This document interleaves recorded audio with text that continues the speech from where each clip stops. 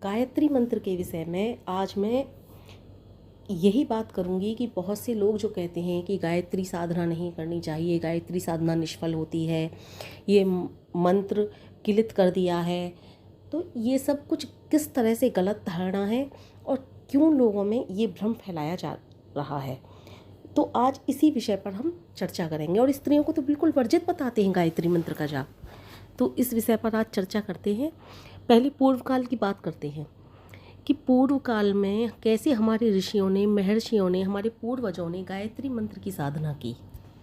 अब हम ऋषि विश्वामित्र जी की ही बात करते हैं। ऋषि विश्वामित्र जी ने गायत्री मंत्र के ऊपर काफ़ी रिसर्च की थी, लेकिन लोगों ने एक गलत जो मैसेज है जनता तक वो पहुंचाया है। बहुत से लोगों ने कह दो, या फिर जो मैसेज पहुंचाने वाले होते हैं जिनको जनता ज़्यादा पसंद करती है, उन लोगों ने कि ऋषि विश्वामित्र जी ने इस मंत्र का निर्माण किया। ऐसा कुछ भी नहीं है।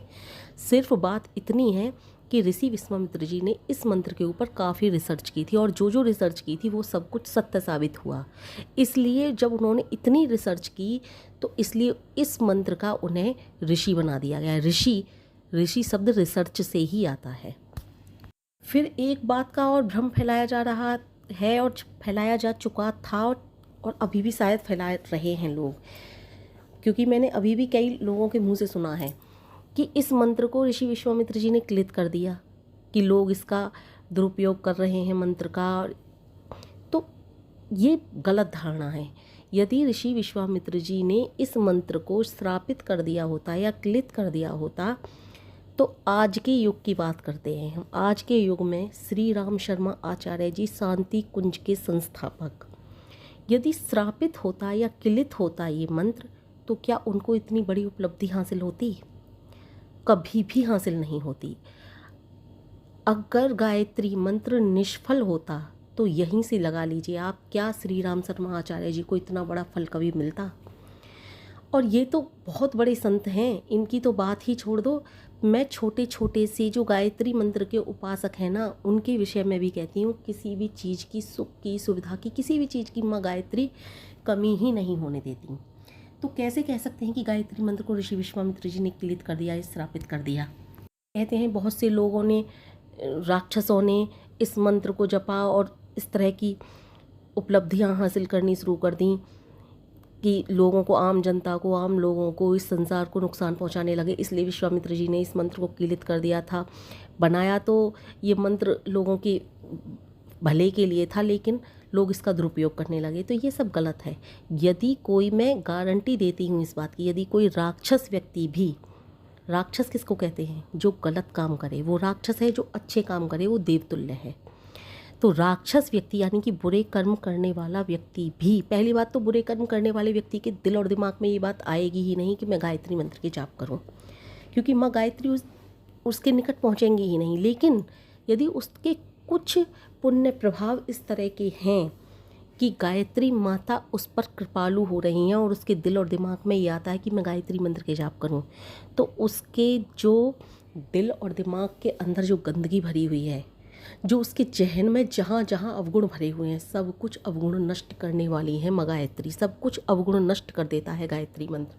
क्योंकि हमने सुना है ना, उस प्राण स्वरूप, दुख नाशक, सुख स्वरूप, श्रेष्ठ तेजस्वी, पाप नाशक देव स्वरूप, यानी कि वो देव स्वरूप कर देता है, देव तुल्य बना देता है गायत्री मंत्र हमको। वो खुद तो देव स्वरूप है ही, परमपिता परमेश्वर, लेकिन जब हम उसका नाम भजते हैं, उसका स्मरण करते हैं, तो वो हमें भी देव स्वरूप बना देता है। तो कोई भी राक्षस यदि गायत्री मंत्र का जाप करता है, कोई भी राक्षसी गुणों से युक्त मनुष्य गायत्री मंत्र का जाप करता है, तो वो भी देवतुल्य हो जाता है। तो ये हो ही नहीं सकता कि गायत्री मंत्र का जाप जिसने किया उसने संसार पर कहर ढाया हो। ये सब कुछ गलत है। इस तरह की गलत धारणाओं में आपको नहीं पड़ना है। तर्क सम्मत सोचिए, तर्क कीजिए अपने दिमाग के साथ कि आखिर इस व्यक्ति ने इस तरह की बात बोली है तो ऐसा क्यों हुआ, ऐसा क्यों बोला है इसने, क्या ऐसा हुआ होगा वास्तविकता में? आप गायत्री मंत्र के उपासक हैं, और यदि नहीं सोचते हैं तो कुछ दिन गायत्री मंत्र का जाप कीजिए, आपको आपके प्रश्नों के सभी उत्तर मिल जाएंगे।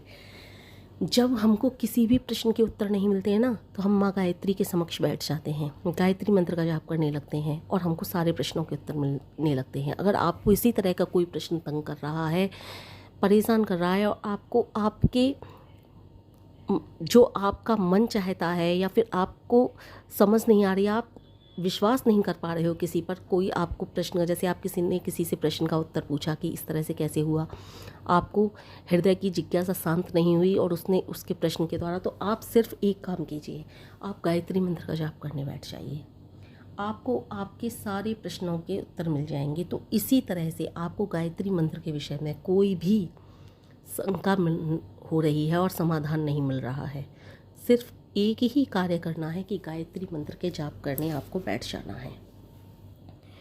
गायत्री मंत्र के जाप कीजिए, 1 दिन में, 2 दिन में, 10 दिन में, 20 दिन में, माँ गायत्री स्वयं आपके प्रश्न का उत्तर दे देंगी। मैं ये नहीं कह रही स्वयं समक्ष आकर प्रश्न का उत्तर दे देंगी, आपको इस तरह से प्रश्न का उत्तर मिलेगा, आपके दिल और दिमाग में अपने आप माँ गायत्री इस तरह का उत्तर डाल देंगी कि आप कहेंगे हाँ ये हो सकता है, क्योंकि ये मेरे साथ हुआ है, इसलिए मैं आपको बता रही हूँ। मेरे पास न जाने कितने ही प्रश्नों के ऐसे उत्तर थे जिनका मैं समाधान खोजती थी लेकिन मुझे नहीं मिल पाता था, और मैं अन्य व्यक्तियों से पूछती थी और वो जो उत्तर बताते थे मुझे उन उत्तरों में कोई भी सच्चाई नज़र नहीं आती थी। इसलिए